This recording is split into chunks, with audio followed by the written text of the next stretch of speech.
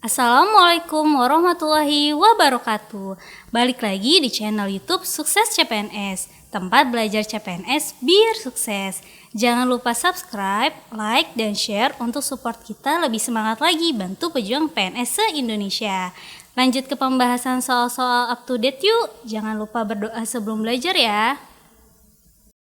Halo sahabat Eduholik semuanya, kembali lagi sama saya Kak Sere. Kali ini kita akan bahas soal tryout SKD materi tes wawasan kebangsaan. Oke, langsung aja kita baca soalnya.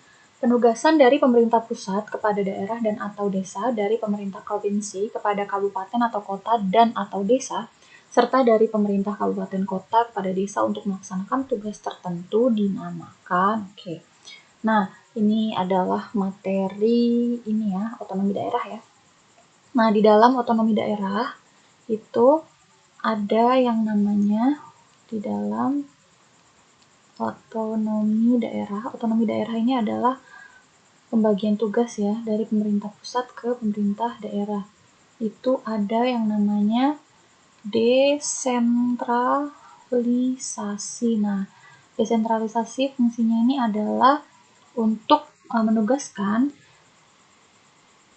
tugas-tugas dari pemerintah pusat ke pemerintah daerah gitu. Jadi supaya ada pembagiannya apa yang dikerjakan oleh pemerintah pusat dan apa yang dikerjakan oleh pemerintah daerah, karena nggak mungkin pemerintah pusat tahu semua permasalahan yang ada di daerah gitu. Jadi ini untuk soal ini jawaban yang paling tepat adalah desentralisasi, yang D jawabannya.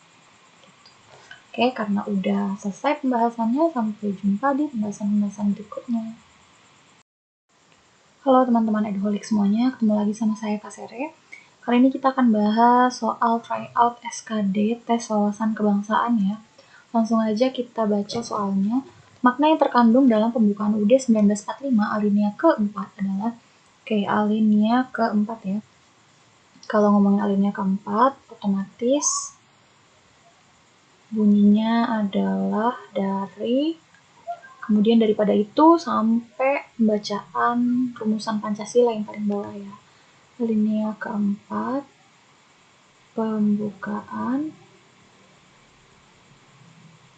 UUD 1945. Nah, apa sih makna dari alinea keempat UUD 1945 ini?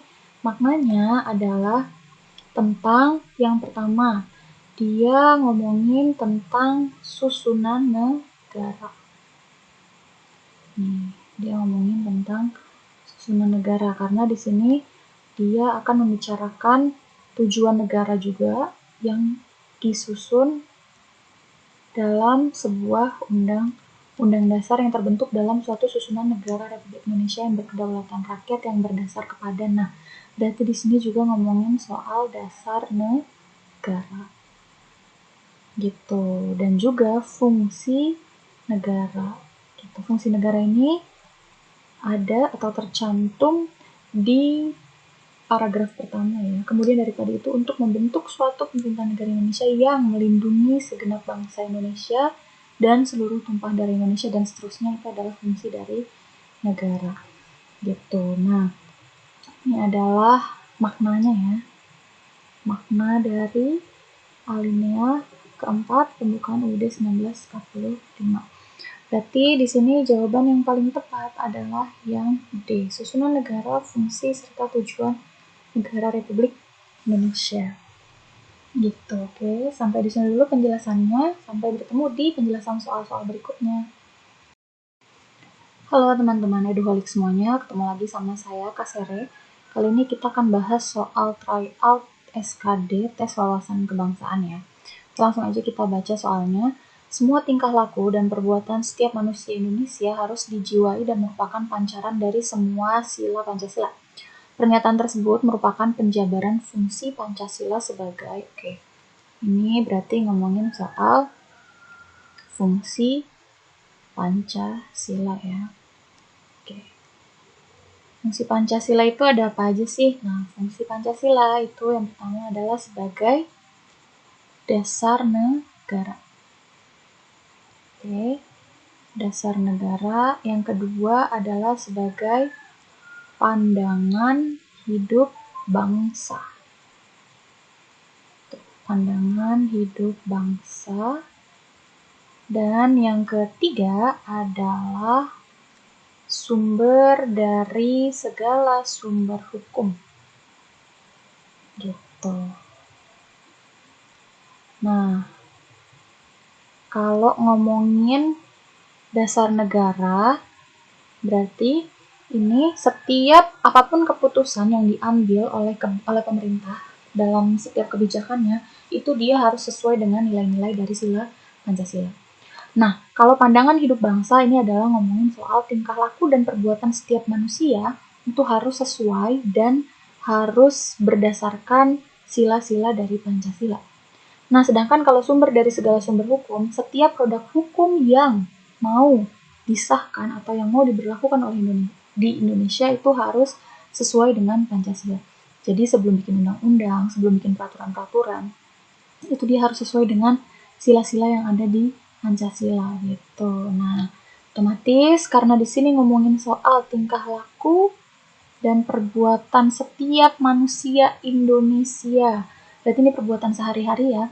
Dia jawabannya adalah yang B, pandangan hidup bangsa Indonesia gitu. Paham ya? Oke, kalau udah paham berarti ini selesai pembahasannya. Kita lanjut ke soal-soal berikutnya.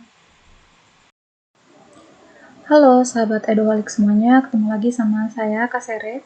Kali ini kita akan bahas soal tryout SKD tes wawasan kebangsaan. Oke, langsung aja kita baca soalnya ya. Pasca meninggalnya Hayam Wuruk dan Gajah Mada, Kerajaan Majapahit secara berangsur-angsur mengalami kemunduran. Tidak terdapat tokoh pengganti sehebat kedua tokoh itu. Sebagian besar keluarga istana muncul krisis kepercayaan terhadap pemimpinnya yang dianggap tidak mampu mengembalikan kejayaan Majapahit. Selain itu, terdapat faktor di luar masalah keluarga yang turut mempercepat keruntuhan kerajaan Majapahit, yaitu, kita bahas ya, berarti ini ngomongin tentang kerajaan Hindu-Buddha di Nusantara.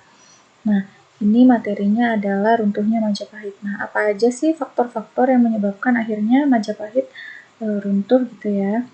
Faktor keruntuhan Majapahit.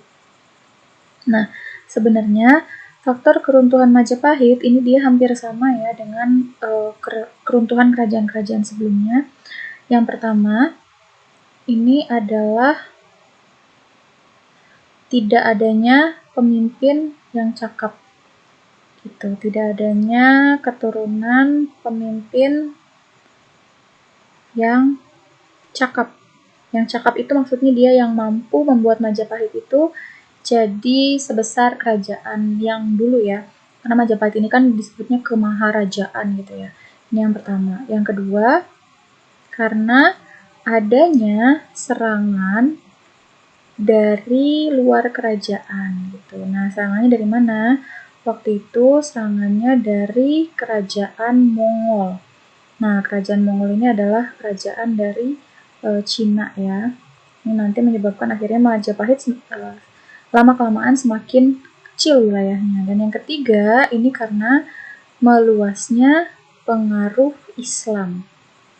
Gitu. Nah, karena pengaruh Islam ini tadinya kan hanya muncul di wilayah Sumatera dan juga di Jawa, tapi di pesisir pantai utara. Nah, akhirnya pengaruh Islam ini dia bisa masuk sampai ke pedalaman, sampai ke wilayah Majapahit gitu. Pusat kerajaan Majapahit inilah yang akhirnya mempercepat keruntuhan kerajaan Majapahit. Nah, otomatis jawaban untuk soal ini adalah yang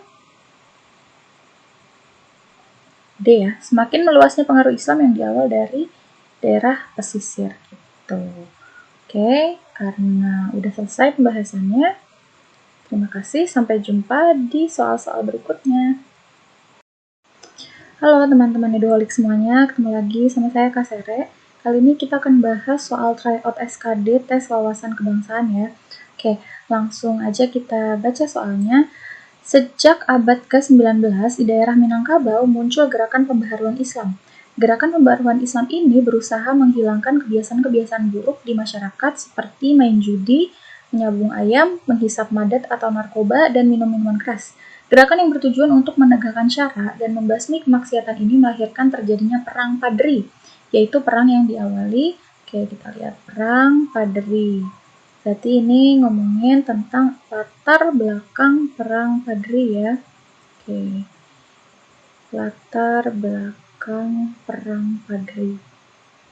Nah, jadi perang Padri ini adalah perang yang terjadi di Sumatera Barat ya, tepatnya di daerah Padang, Sumatera Barat, Minangkabau.